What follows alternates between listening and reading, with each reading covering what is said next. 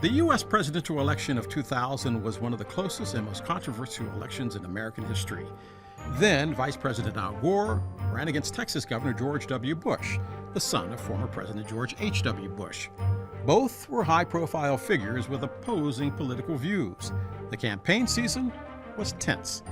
That tension all came to a head on election night, leading to one of the most unusual outcomes in history, a presidency secured by a Supreme Court ruling in Bush v. Gore.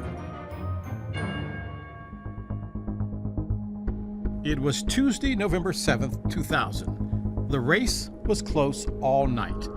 Americans were glued to their television sets. 1 minute Gore was in the lead, the next Bush was set to win. But soon, one fact became crystal clear.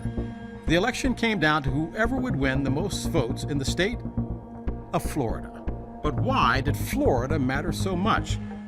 In the U.S., presidential elections are not determined by the popular vote. Instead, we use a system called the Electoral College. Each state is designated a set amount of electoral votes, roughly based on their populations. In the year 2000, a highly populated state like California had 54 electoral votes, and the much less populated Delaware had 3. The candidate who gets the most votes in each state gains all of the electoral votes. There are 538 electoral votes in all, and it takes at least 270 to win the presidency. But in 2000, neither candidate had enough electoral votes to clinch the presidency. Gore only had 255, Bush had 246. So it all came down to Florida's 25 electoral votes. Whoever won the state of Florida would take the presidency. But here's where things get tricky. When the polls finally closed in Florida, the results were just too close to call, which automatically triggered a recount by machine. When that was finished the day after the election, Bush had a small lead of about 900 popular votes out of 6 million ballots cast. Such a narrow margin allowed Gore to demand a recount by hand in 4 crucial counties. This meant that they count the votes in all those counties all over again.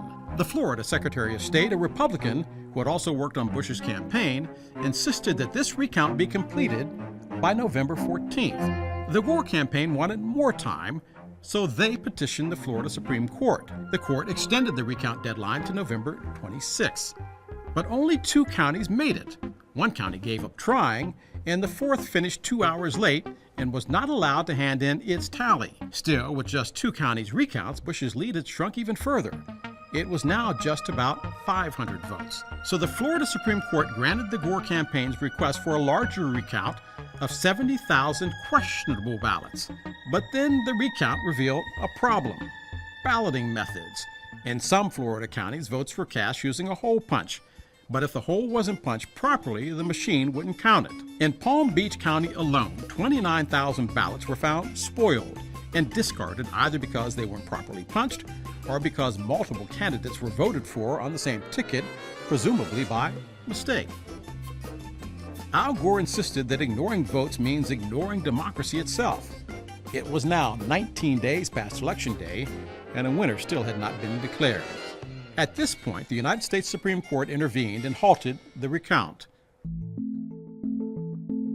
By a 5-4 vote, the U.S. Supreme Court ultimately ordered the recount be stopped, arguing that a recount of only some ballots violated the Equal Protection Clause of the 14th Amendment in the Constitution. But of course, given the variety of balloting systems, counting all votes by the same standard was impossible. Technically, the U.S. Supreme Court let Florida Supreme Court still have the final say. But there was little left for that court to do but dismiss the case. Gore conceded, and Bush was awarded the electoral votes and declared president. However, the Supreme Court's ruling did not appease Gore supporters. Many Americans saw the narrow majority vote in the Supreme Court as being split along partisan lines, 5 justices favoring the Republican, 4 the Democrat. Critics would later claim bitterly that Al Gore lost the election by a margin of just 1 vote in the Supreme Court. Gore was the first presidential candidate in 112 years to lose the electoral vote but win the popular vote, with a total of almost 550,000 more votes over Bush. It would be 16 years before this happened again in the 2016 presidential election of Donald Trump. Trump won the electoral vote but lost the popular vote to Hillary Clinton by a margin of 2.9 million votes. In the end, Bush became president and served 2 terms. Gore continued his political life as an advocate for action against climate change. Meanwhile, Americans continued to debate the efficacy of the U.S. electoral system and voting procedures across each state.